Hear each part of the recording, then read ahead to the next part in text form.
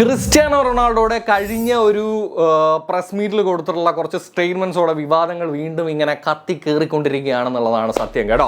അപ്പോൾ എന്തായാലും sports related ആയിട്ടുള്ള വീഡിയോസ്, ഫുട്ബോൾ റിലേറ്റഡ് ആയിട്ടുള്ള വീഡിയോസ് ഇഷ്ടമാണെന്നുണ്ടെങ്കിൽ ചാനൽ ഒന്ന് സബ്സ്ക്രൈബ്, ഫോളോ ചെയ്യുന്ന കാര്യം ഒന്ന് ഓർത്തുകൊണ്ട് നമുക്ക് കാര്യത്തിലേക്ക് കിടക്കാം. അതായത് ഈ പറയുന്ന പോലെ തന്നെ ചാമ്പ്യൻസ് ലീഗ് ഉള്ള ആൾക്ക് തന്നെ എന്ത് കൊടുക്കണം, ബാലൻഡിയോർ കൊടുക്കണമെന്നും, അല്ലെങ്കിൽ ഞാനിപ്പോൾ ഈ ബാലൻഡിയോറിലൊന്നും വിശ്വസിക്കുന്നില്ല എന്നും, യമാൽ പയ്യനല്ലേ അവൻ ഇപ്പോഴേ ടെൻഷൻ കൊടുക്കാതെ എന്നെ വെച്ചൊക്കെ കമ്പയർ ചെയ്യാതെ എന്നുള്ള രീതിയിലൊക്കെയുള്ള സംസാരങ്ങളും എല്ലാം വെച്ച് വരുന്നുണ്ട്. അതുപോലെ തന്നെ ഈ ക്രിസ്ത്യാനോ റൊണാൾഡോ ഫാൻസ് പറയുന്ന ഒരു വാദം എന്ന് പറയുന്നത്, ക്രിസ്ത്യാനോ റൊണാൾഡോ നേഷൻസ് ലീഗോ യൂറോയോ അടിച്ചു കഴിഞ്ഞാൽ അതൊക്കെ ഫ്രണ്ട്ലി മാച്ച്, ഇനി യമാൽ അടിച്ചാൽ അപ്പം കൊടുക്കണം ബാലൻഡിയോർ.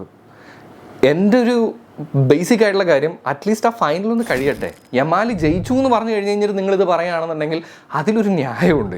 ഇതിന് മുന്നേ നിങ്ങൾ ഏതോ ക്രിസ്ത്യാനോ തോറ്റു എന്ന് പറയുന്നതിനോട് എനിക്കൊരു യോജിപ്പില്ല. കാര്യം എന്താണെന്ന് വെച്ച് കഴിഞ്ഞാൽ, ഐ സ്റ്റിൽ ബിലീവ് ആ 40 വയസ്സുകാരന് പിച്ചിൽ പല കാര്യങ്ങളും കാണിക്കാൻ പറ്റും എന്നുള്ളത് നമുക്ക് ഒരിക്കലും ഡിനൈ ചെയ്യാൻ പറ്റുന്നൊരു കാര്യമല്ല. കാര്യം ഇപ്പോഴും കാണിക്കുന്നുണ്ട് എന്നുള്ളതാണ്.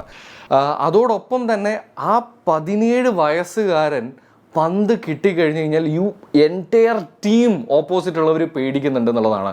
അതുകൊണ്ട് തന്നെ എൻ്റെ പ്രൊഡിക്ഷൻ എന്ന് പറയുന്നത്, ഈ ഫൈനൽ, നമുക്ക് യൂഷ്വലി ഫൈനൽ എന്ന് പറയുമ്പോൾ എപ്പോഴും ചിലപ്പോൾ ഒരു ഇച്ചിരി ബോറടിക്കുന്ന പരിപാടിയായിരിക്കും. പക്ഷേ ഇതങ്ങനെ ആയിരിക്കില്ല.